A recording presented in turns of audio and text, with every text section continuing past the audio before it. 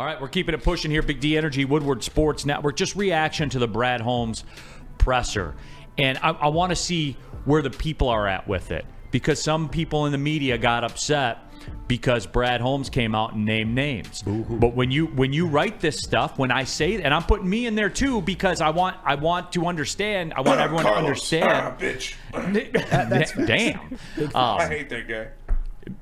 Okay. But I want people to understand that's what comes with this job. When you're highly visible, that's what comes with this job. When you make mistakes, you will be held accountable. And the NFL is the ultimate accountability league. When you do not perform, you are gone. Period. End of story. Yeah, and everybody's lying a little bit if they were to tell themselves that when you are right and you get questioned about it, but you end up being proven comically right instead of comically wrong, you're going to let people know about it. I mean, Brad Holmes has about as close to a 100% hit rate when it comes to drafts as you can possibly have, but you'll still have some people say, the Levi Onwuzurike pick wasn't great, or the Josh Paschal pick is kind of meh, or the Broderick Martin pick is kind of But Paschal had a sack in the NFC Championship game? Yeah, I mean, Paschal was. I mean, I'm not saying Paschal's terrible or anything like that, right. But Levi Onwuzurike and Broderick Martin are better examples. Those weren't the best of picks, but it doesn't matter. You're not going to get 100%, but Brad Holmes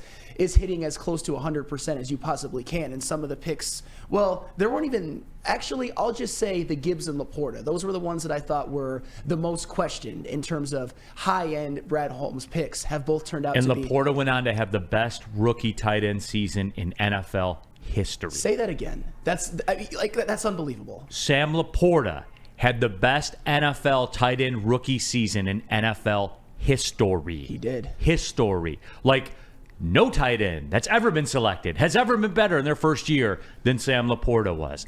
And I questioned that one. I did. But I am not an NFL GM. Brad Holmes is, and he was right. Well, I will get on the stand right now and say that the tight end thing wasn't necessarily where I wanted to go, but if I had my choice, I would have gone with Michael Mayer. And that shows why. What do you have, 11 catches this year? He wasn't great. And he wasn't great. And that's why he's Brad Holmes and I am not. But that's the thing, is that it's much easier to just say, you know what? I was comically wrong. I am dumb. You're smart. I am not attractive. You are attractive. I'm ugly. Yeah, right. So that's all that it is. And Brad Holmes, he's gonna talk his ish about it because he was right in those scenarios. He was, I would say, at least justified in not making a big splash move at the trade deadline, because the Lions made it further than I think any of you, even in the chat, thought that they would. The goal was win a division and win a playoff game. They did that, and then they won another one, and then they proved that they belonged on the same field as the San Francisco 49ers. I will contend that Lions team in the first half of that game was the best version of any NFL team that I saw all season. I'm like, they're winning the Super Bowl. Obviously, it didn't work out. The second half was a bit of a disaster, but still, they belonged. Mm-hmm. They're going to be around for a very, very long time. They're just getting started.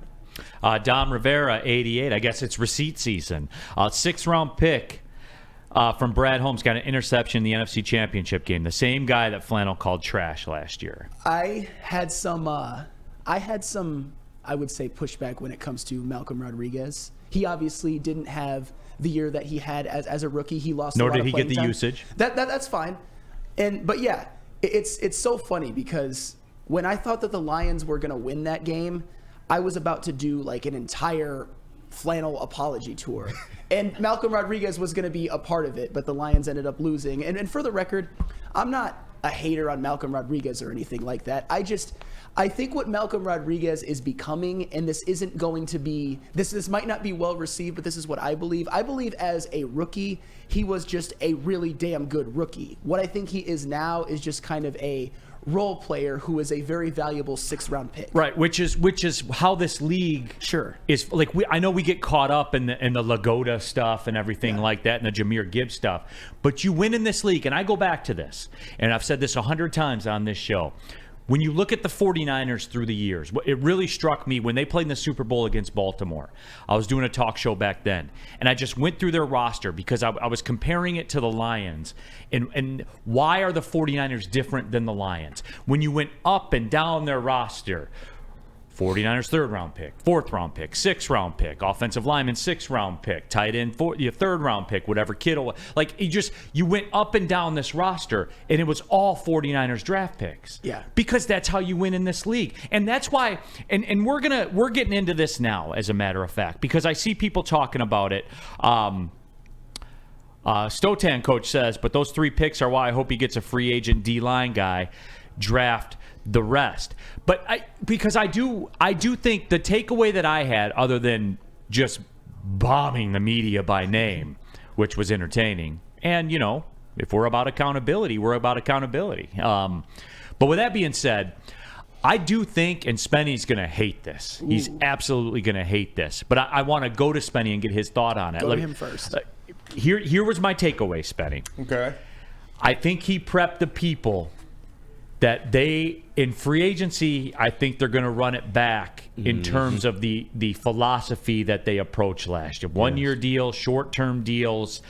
They're not getting you a $25 million a year cornerback. They're just not. Yeah, that's what he sounded. That's what it sounded like. That's what he said. It sure did. Yeah.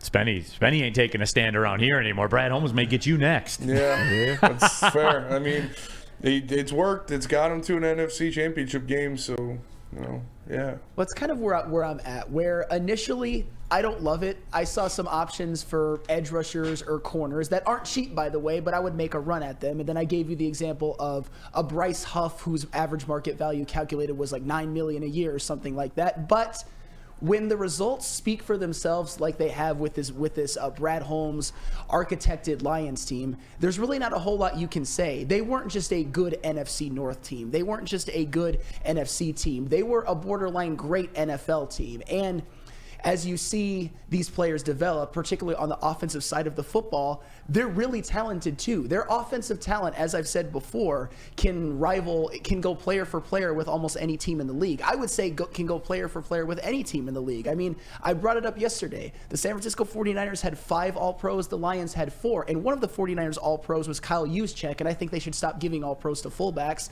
And one of the positions where the 49ers were All-Pro and the Lions were not was Christian McCaffrey. But what David Montgomery and Jahmyr Gibbs give you out of the backfield is even better than what Christian McCaffrey and you know what, too? To go back to the Gibbs pick for the cat spot people and stuff like that, Christian McCaffrey's salary, I think, is about $15 million a year, something like that. Very high paid. Yeah, $15 million a year.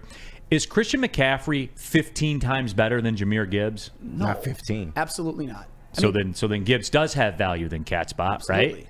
I mean, don't get me wrong. CMC is the best in the world right now, but no, 15 times better. Is he 6 times better? No. 5 times better? No, maybe 2. Yeah, like 2 or 3 or something like but that. But he's paid 5 or 6 times more. And that's part of it. Like that's the nuance, Flannel, that I don't think people understand. Like Drago here says, sounds like we need a better defensive line scout. They were second in the league against the rush.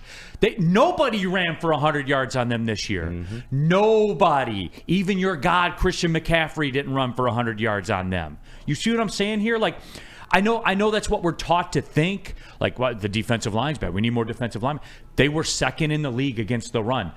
You can't get much better than that, everybody. You just can't. Nope. So to say their defensive line was trash or was not good, that's inaccurate. That's false. I mean, the only teams that really went off against them on the ground this year were the Bears and the Ravens. And what do those 2 teams have in common? Probably the 2 most elusive running quarterbacks in the NFL.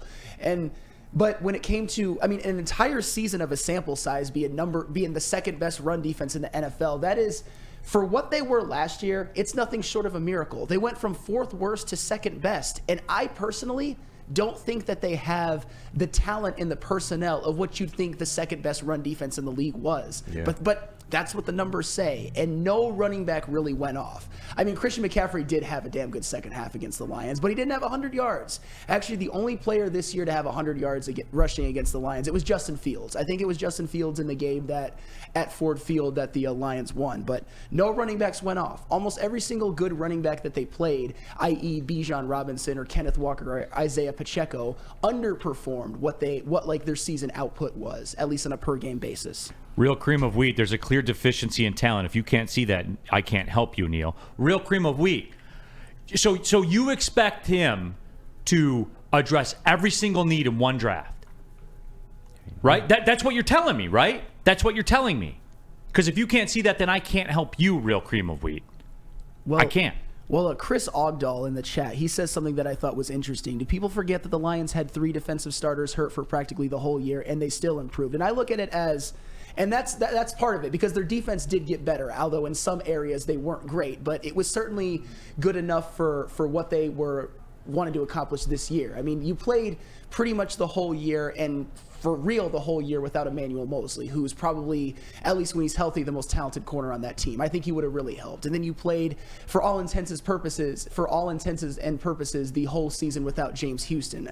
And we talk about him as some guy who, I don't know if he's necessarily an every down edge rusher, but in his rookie season, he had 8 sacks in 7 games.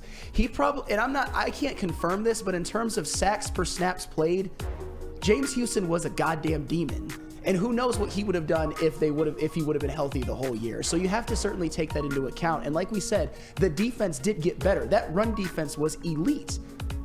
By the numbers, it was elite. It was the second best in the entire NFL.